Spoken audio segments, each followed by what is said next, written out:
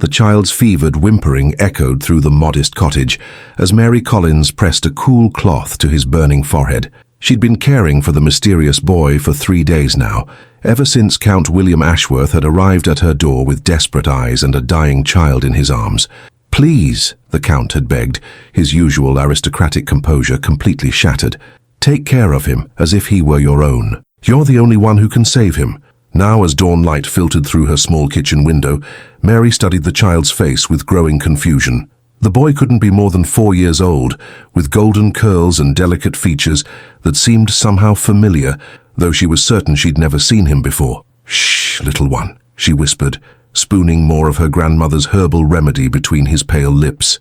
"You're safe now." The cottage door opened without warning, and Count Ashworth strode in, his dark coat still damp from the morning mist. His green eyes immediately found the child, and Mary saw his shoulders relax slightly when he noticed the boy's breathing was steadier. "How is he?" William's voice was rough with exhaustion and worry. "The fever broke an hour ago. Whatever poison was in his system, I think we've managed to flush it out."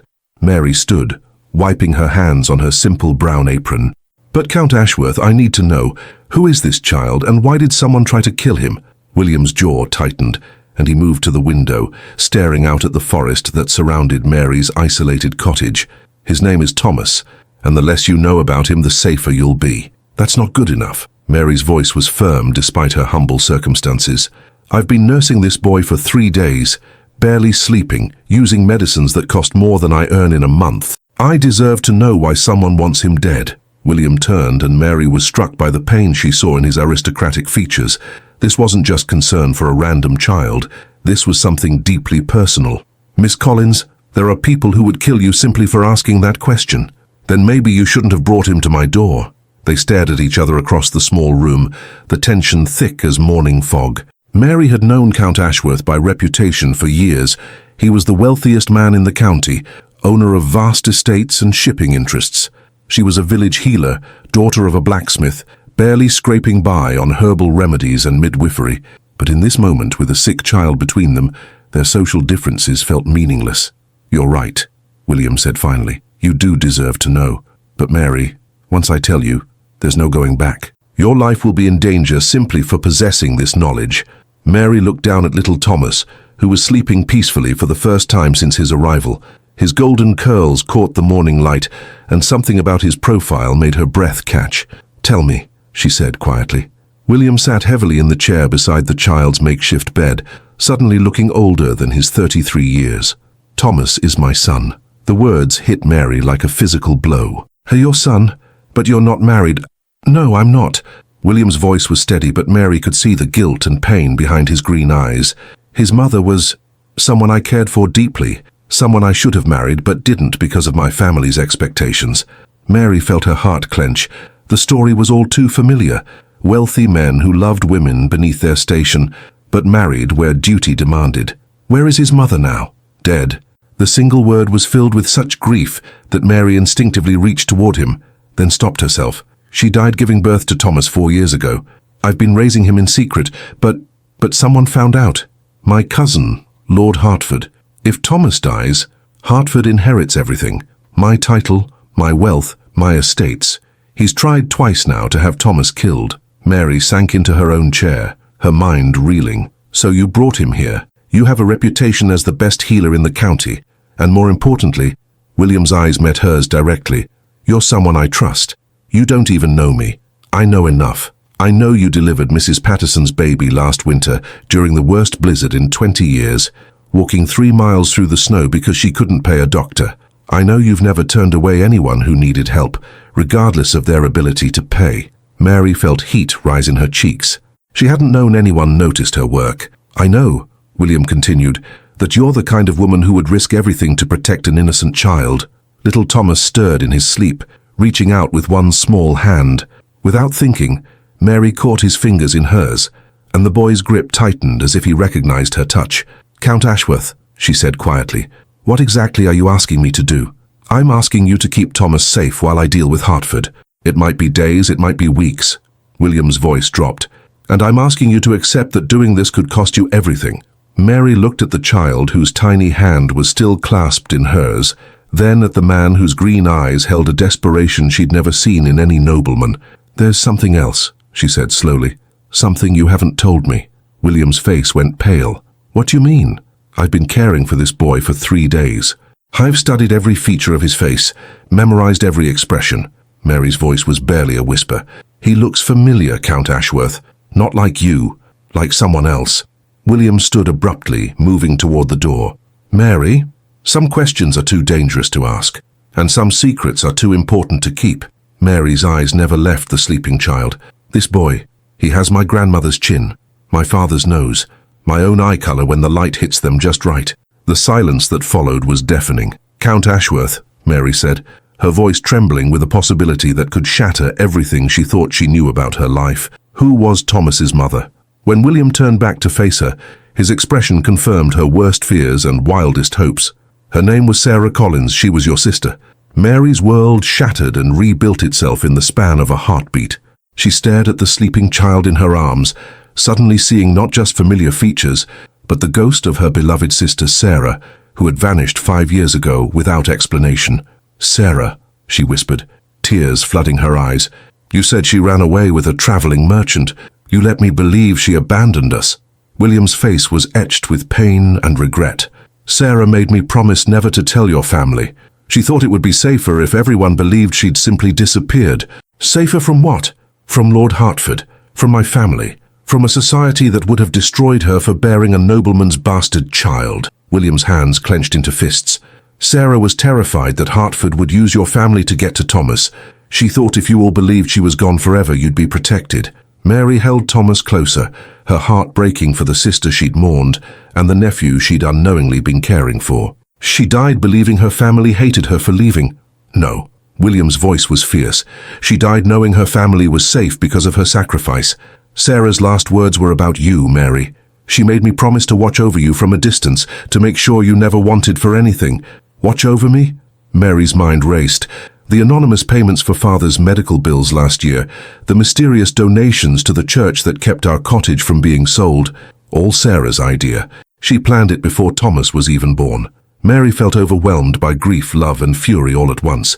"You've been playing God with my life for 4 years, and you never thought to tell me I had a nephew? That my sister didn't abandon me? I thought I was protecting you.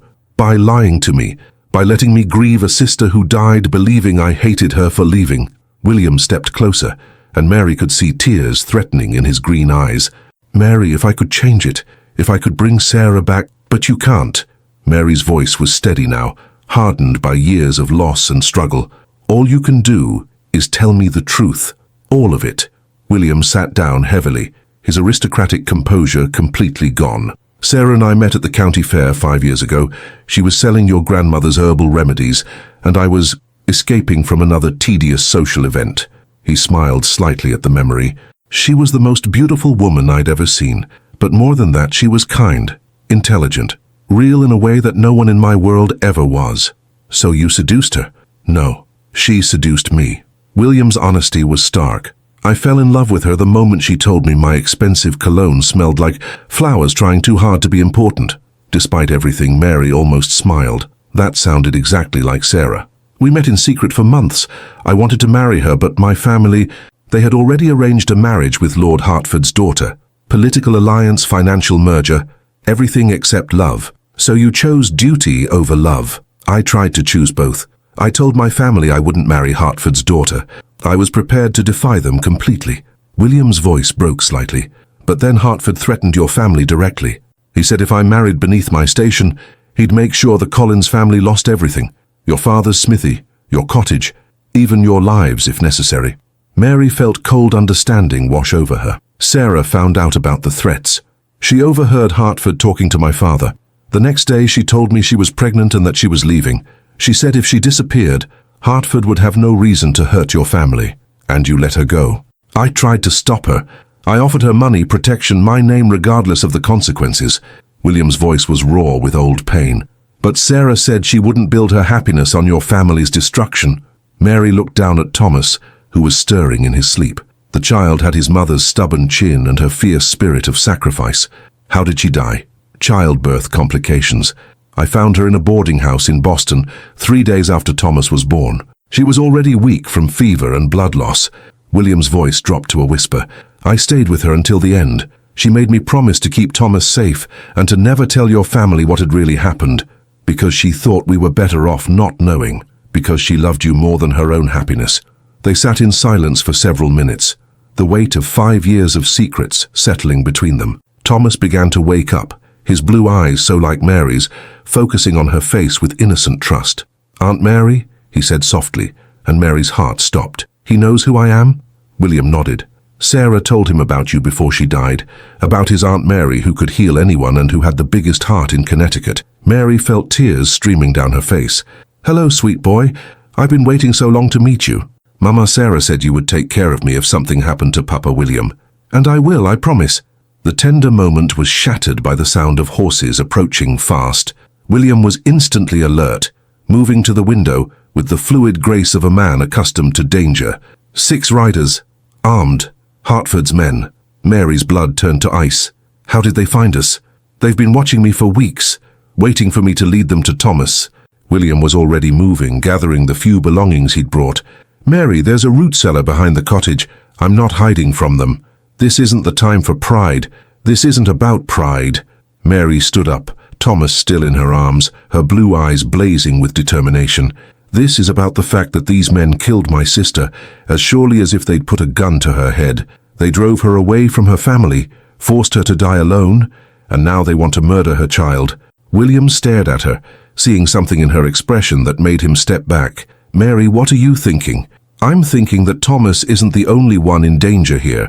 Hartford doesn't just want your son dead. He wants everyone who knows the truth dead too. Mary's voice was steady, deadly calm. That includes me now. The horses had stopped outside. Heavy boots approached the cottage door. Which means, Mary continued, settling Thomas more securely in her arms, I have nothing left to lose by fighting back. William felt something shift in his chest as he looked at this remarkable woman, a village healer who was transforming before his eyes into a fierce protector. Mary, I won't let them hurt you, and I won't let them hurt Thomas, or you. The cottage door splintered open, and Lord Hartford himself stepped through, flanked by 5 armed men. He was tall, elegantly dressed and radiating the cold confidence of a man who'd never been denied anything he wanted. Cousin William, how delightful to find you playing house with the local witch. Mary stepped forward, her fear transformed into fury. Lord Hartford, I presume. You're not welcome in my home. Hartford's eyes fixed on Thomas with predatory satisfaction. And you must be the woman foolish enough to harbor a wanted child. Tell me, Miss Collins, do you know the penalty for kidnapping? Do you know the penalty for child murder? The question hung in the air like a thrown gauntlet. Hartford's smile faltered slightly. I'm afraid I don't know what you mean. I mean, Mary said clearly, that I know exactly who this child is, who his mother was, and what you did to her. Hartford's mask slipped completely, revealing the cold killer beneath. Then you know far too much to live. As his men raised their weapons, Mary realized that her simple life as a village healer was over forever. What happened next would determine whether Thomas grew up free or died with the 2 people who loved him most. The moment stretched like a bowstring about to snap. Mary clutched Thomas against her chest, feeling his small body trembling as he sensed the danger, while William positioned himself protectively between them and Hartford's men. Stand down, Hartford. William's voice carried the authority of generations of nobility. This has gone far enough, has it? Hartford's smile was razor-sharp. I don't think it's gone nearly far enough. You see, cousin, I've spent the last 4 years cleaning up the mess you made with that servant girl, and now I find you've involved another Collins woman in your sordid affairs. Mary felt ice in her veins. Another Collins woman. Oh, didn't William tell you the best part? Hartford's eyes glittered with malice. Your sister didn't die in childbirth, my dear. She died because someone made sure the midwife was unavailable when complications arose. The cottage fell deadly silent except for Thomas's quiet whimpering. What are you saying? Mary's voice was barely a whisper. I'm saying your sister was murdered. Slowly, deliberately, while giving birth to that bastard you're holding. William's face had gone white as parchment. Hartford, you said she died naturally. I said what you needed to hear to keep you manageable. Hartford examined his fingernails with casual cruelty. Sarah Collins was a loose end that needed tying up. The child was supposed to die with her, but the midwife lost her nerve and delivered the brat before fleeing. Mary felt the world tilt around her. Sarah hadn't just died. She'd been murdered, tortured, and Mary had spent 4 years believing it was a tragic accident. "You monster," she breathed. "I'm a pragmatist. Your sister threatened the natural order of things. Noble bloodlines don't get diluted by peasant stock, Miss Collins. I was simply correcting William's mistake." Thomas began to cry, and the sound seemed to snap something inside Mary. She looked down at this innocent child, her sister's son, and felt a fury unlike anything she'd ever experienced. "Thomas," she said softly, "cover your ears, sweetheart." The little boy obeyed, burying his face against her shoulder. "Now," Mary said, her voice deadly calm, "let me tell you about mistakes, Lord Hertford." She stepped forward, ignoring the weapons pointed at her. "Your first mistake was thinking you could murder my sister and get away with it. Your second was thinking I'm the same helpless village girl Sarah was. You're exactly the same helpless—" "Your third mistake," Mary continued, her blue eyes blazing, "was not doing your research before you came here." Hertford's confident expression flickered. "What do you mean?" Mary reached slowly into her apron pocket, withdrawing a small vial of clear liquid. "I'm Mary Collins. I'm the best healer in 3 counties, which means I'm also the best poisoner." She held up the vial so everyone could see it. "This contains concentrated nightshade extract, enough to kill 6 men in under 10 minutes. And while you've been gloating about murdering my sister, I've been adding it to the tea I served your men when you arrived." Hertford's men looked at each other uncertainly. "She's bluffing," Hertford said, but his voice had lost its confidence. "Am I? Jenkins, how's your stomach feeling? Morrison, is your vision getting blurry yet?" One of Hertford's men suddenly doubled over, retching violently. "That would be the first stage," Mary said conversationally. "Next comes paralysis, then respiratory failure." "You're lying," Hertford snarled, but 2 more of his men were now showing signs of distress. "I served you all tea from the same pot, except yours, Lord Hertford, had a double dose because I wanted to make sure you suffered exactly as much as my sister did." Hertford's face was beginning to flush, and Mary could see sweat beading on his forehead. "The antidote," he gasped. "Give me the antidote." "There is no antidote for nightshade poisoning." Mary's voice was ice cold. "But there is something that neutralizes it if administered quickly enough." She pulled a second vial from her pocket. "Activated charcoal suspension, 1 dose per person. Enough here for 5 people." Hertford's men were dropping their weapons, clutching their stomachs in agony. "You have 30 seconds to make a choice, Lord Hertford. You can order your men to kill us and we'll all die together, or you can listen to my terms." "What terms?" Hertford was now visibly struggling to remain upright. "You're going to confess, publicly, to murdering Sarah Collins and attempting to murder her son. You're going to sign a legal document transferring all claims to William's estate back to him permanently." "Never." 20 seconds. Jenkins just collapsed. Morrison's turning blue. William stared at Mary in amazement. This woman had just single-handedly defeated 6 armed men with nothing but her knowledge of herbs and her fierce love for her family. 15 seconds, Hertford. Your vision should be getting dark around the edges right about now. Hertford fell to his knees, his face grey with pain and terror. "Please, the antidote, the confession, now." Yes, I killed her. I killed Sarah Collins because she was going to destroy everything." Hertford's words tumbled out in a desperate rush. "I paid the midwife to let her die in childbirth, and when that failed I made sure she never got proper medical care." William stepped forward, his face dark with rage. "You bastard! I trusted you." 10 seconds, Hertford. "Sign the papers transferring your claim to William's estate, or watch your men die." Hertford's shaking hand scrawled his signature across the document William produced from his coat. Mary stepped forward and administered the antidote to Hertford's men first, then finally to Hertford himself. "There," she said, as his colour began to return. "Justice served." But as Hertford struggled to his feet, Mary saw something in his eyes that made her blood run cold. "You clever little witch," he gasped, pulling a hidden pistol from his boot. "But you made one fatal mistake." "What's that?" "You saved my life, which means I can still kill you." The gun fired with a deafening crack. But it wasn't Mary who fell. William had thrown himself in front of her at the last second, the bullet catching him in the shoulder and spinning him around. As he collapsed, Mary saw Hertford raising the pistol for a second shot, this one aimed directly at Thomas. Everything slowed to crystal clarity. Mary had one chance, one moment, to save her nephew's life. She threw herself forward, not away from the gun, but toward it. What happened next would determine whether Thomas grew up knowing his family's love, or died with the last people on earth who remembered his mother's sacrifice. Time seemed suspended, as Mary dove toward Hartford's raised pistol. The gun roared again, but her momentum carried her into him just as he pulled the trigger, sending the bullet wild into the cottage wall. They crashed to the floor in a tangle of limbs, Hartford cursing as he tried to bring the weapon to bear on Thomas.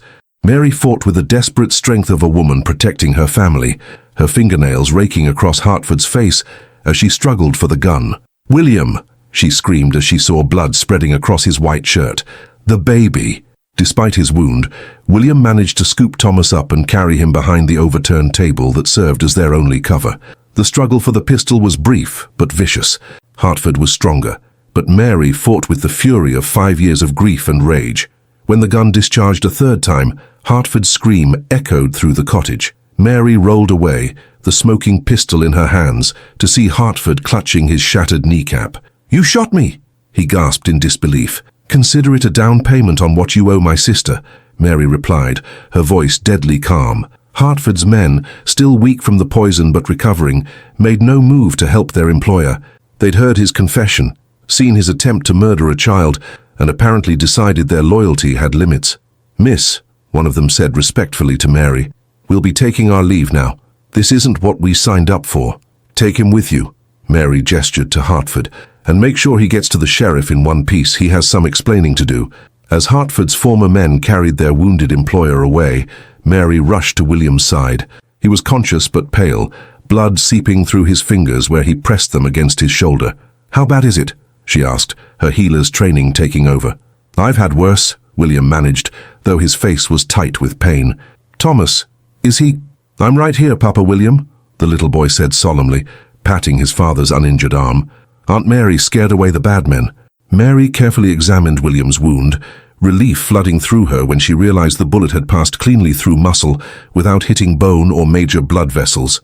"You'll live," she pronounced, beginning to tear strips from her petticoat for bandages.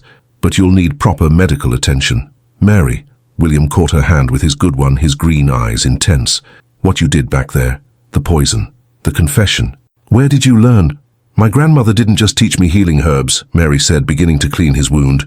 "She taught me about justice, and sometimes justice requires more than kindness. You could have killed us all. That poison—" "Wasn't poison." Mary's lips curved in a slight smile. "It was ipecac root and bitter herbs. Makes you sick as a dog for 20 minutes, but completely harmless. Though I don't think Lord Hartford needs to know that." William stared at her in amazement. "You bluffed 6 armed men with herbal tea.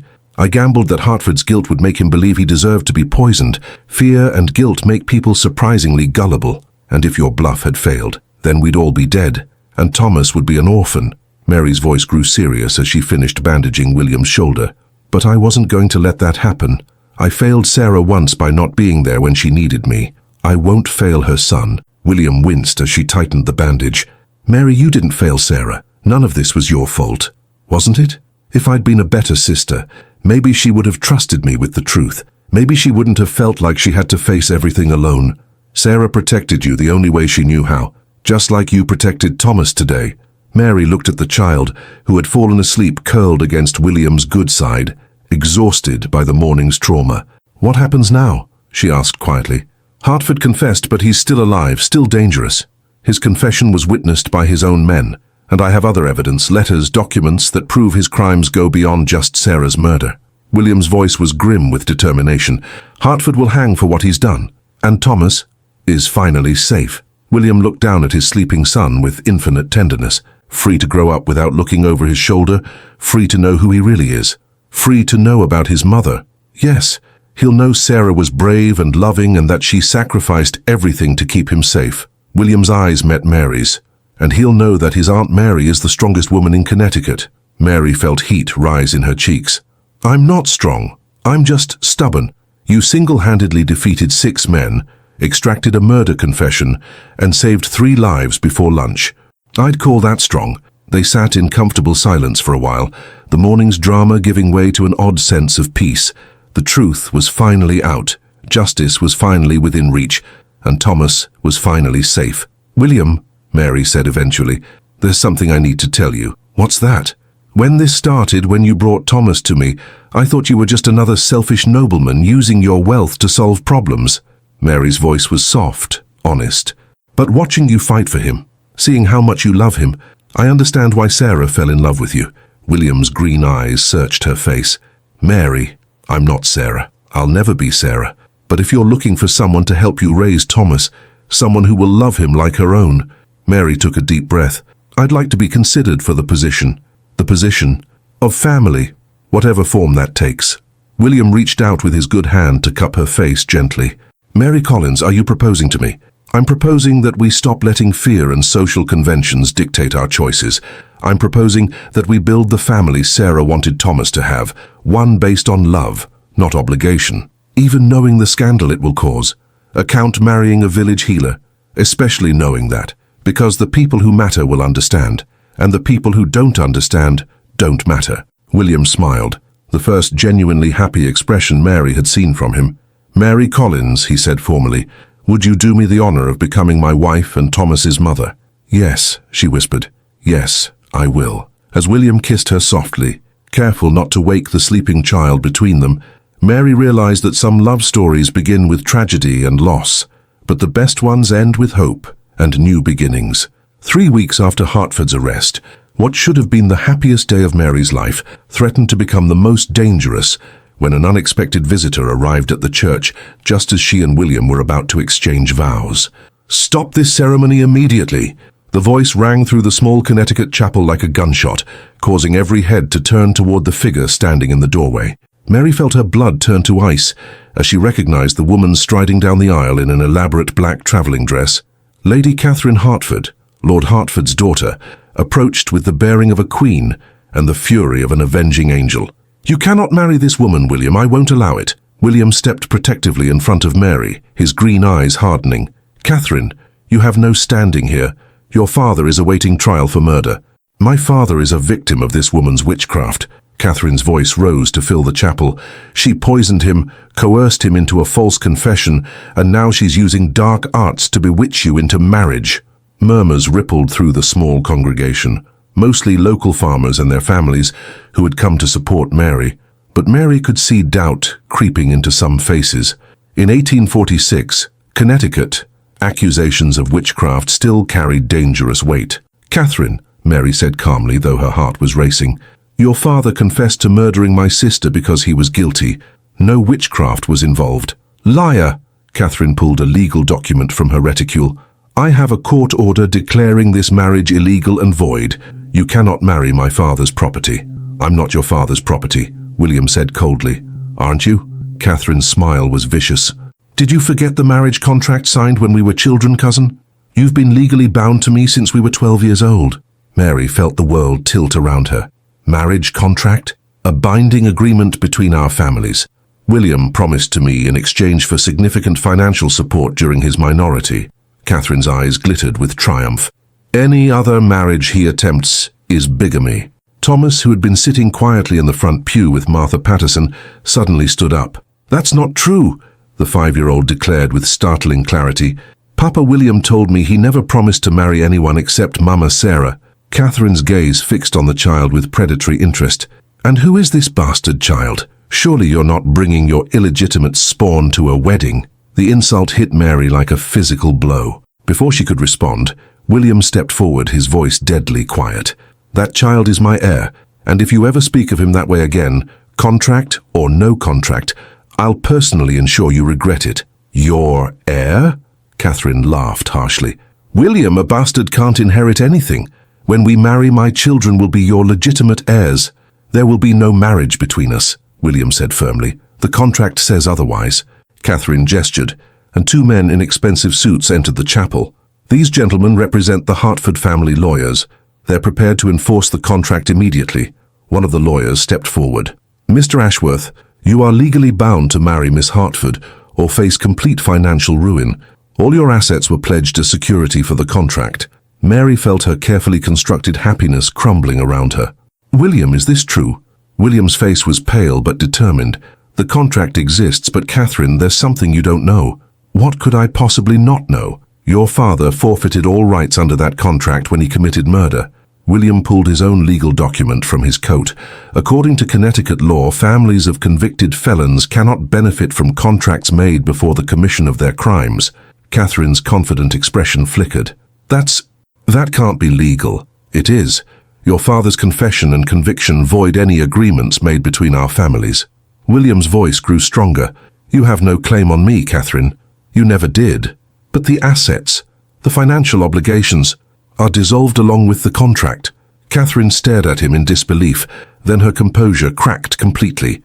You think you've won, she snarled. You think you can just cast aside years of planning and obligation for this peasant?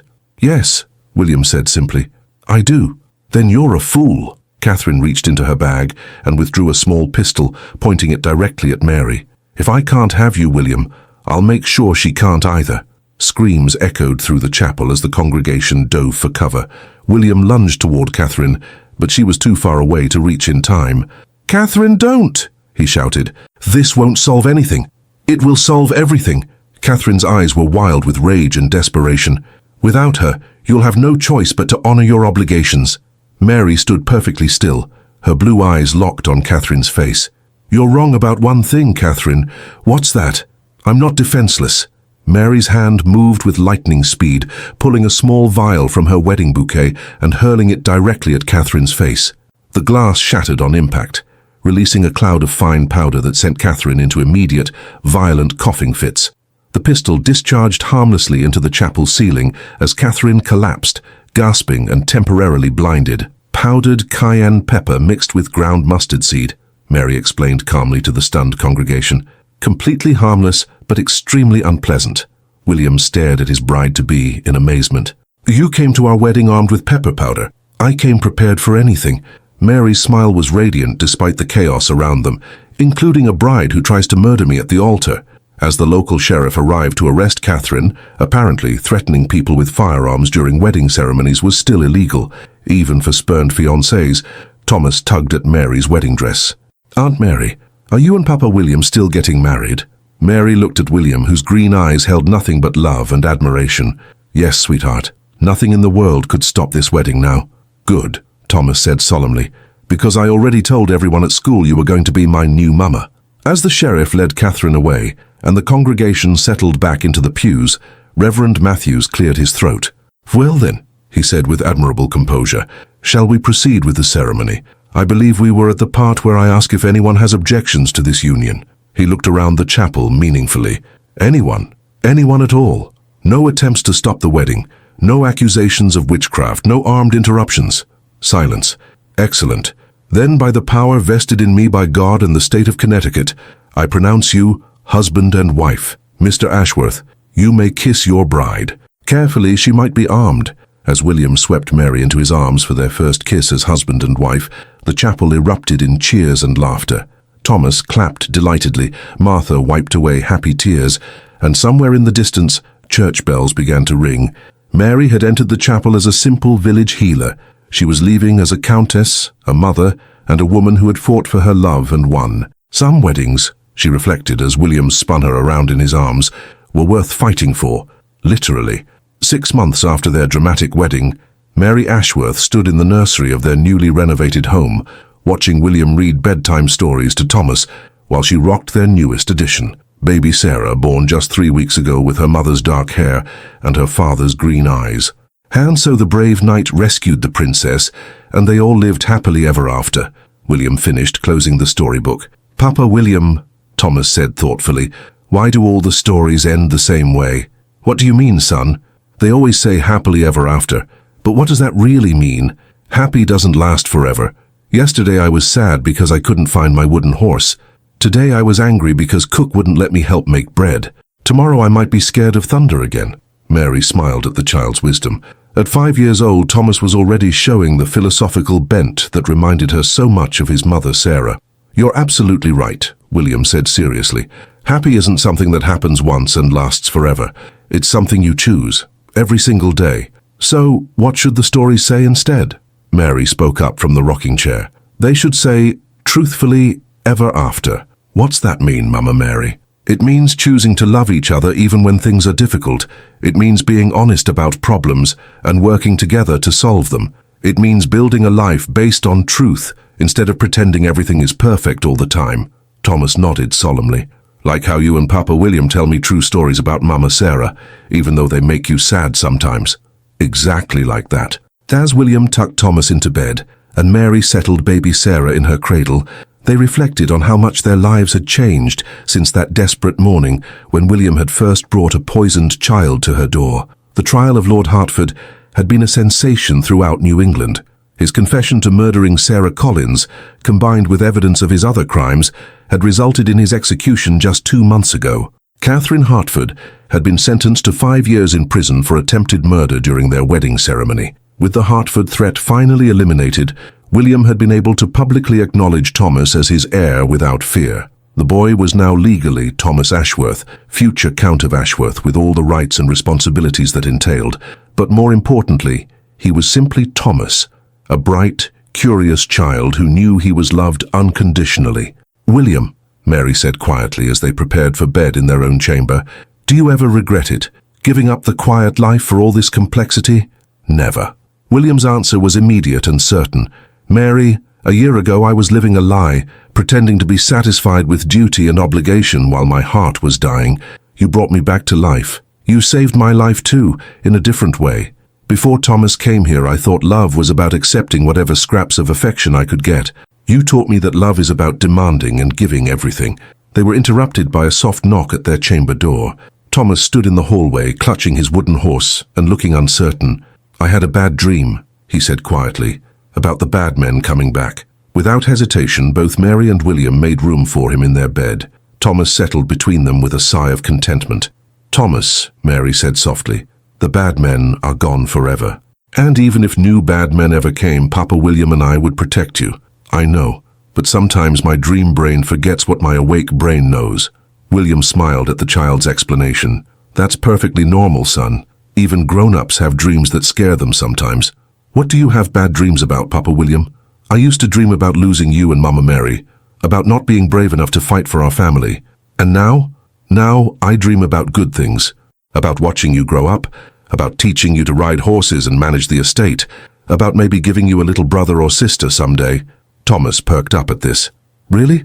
When?" Mary exchanged a meaningful look with William over the child's head.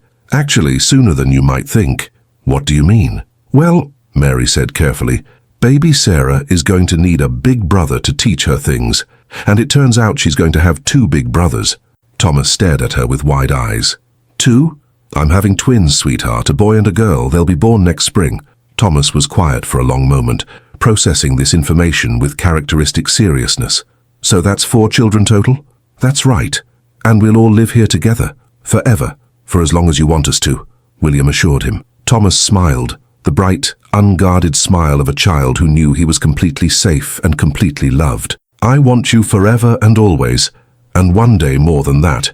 3 years later, the Ashworth estate had become famous throughout New England, not for its wealth or grandeur, but for the family that had built something extraordinary from the ashes of tragedy. Mary stood in their expanded garden, watching their children play under the ancient oak tree that had become their favorite gathering spot. Thomas, now 8, was teaching 6-year-old twins James and Margaret the finer points of sword fighting with wooden sticks. 3-year-old Sarah toddled between them, trying to keep up with her older siblings. "They look happy," William observed, joining her on the garden path. "They look like family," Mary corrected. "Not perfect, but real." "Speaking of real," William pulled an envelope from his coat. "We received an interesting letter today." "From whom?" "The governor. He's offering me the position of Attorney General. Apparently our legal victory over Hertford has made quite an impression." Mary studied her husband's face. "And what did you tell him?" "I told him I'd discuss it with my wife and give him an answer next week." "William, this is your decision." "No, it's our decision. Everything we do affects our family now." William's green eyes were serious. "What do you think, Mary? Ready to become the Attorney General's wife?" Mary looked around at their beautiful home, their thriving children, their carefully built life. "I think," she said slowly, "that we've learned how to handle whatever challenges come our way, together. Is that a yes?" "That's a yes to whatever adventure comes next, as long as we face it as a family." That evening, as the family gathered for their traditional Sunday dinner, Thomas raised his glass of milk in a solemn toast. "To Mama Mary and Papa William, who taught me that families aren't just born, they're chosen." "To Mama Sarah," Margaret added, having learned the story of the brave aunt she'd never met, "who loved us before she even knew us." "To Truth," James said seriously, Which is harder than happiness, but lasts longer? Little Sarah simply giggled and clapped her hands, but her joy seemed to encompass everything her siblings had said. As Mary looked around the table at her extraordinary family, built from love, sealed by struggle, and strengthened by truth, she realized that Thomas had been right about fairy tale endings. Happily ever after was a nice idea, but truthfully ever after was so much better, because truth meant acknowledging that love required work, that families faced challenges, that life was complicated and sometimes difficult. But truth also meant that when you built something real together, when you chose each other every single day, when you fought for each other against impossible odds, when you created a family based on love rather than obligation, that kind of love really could last forever, and that was better than any fairy tale ending ever written. What do you think of this story? Leave a comment and give it a like if it moved you. Share it so more people can see it.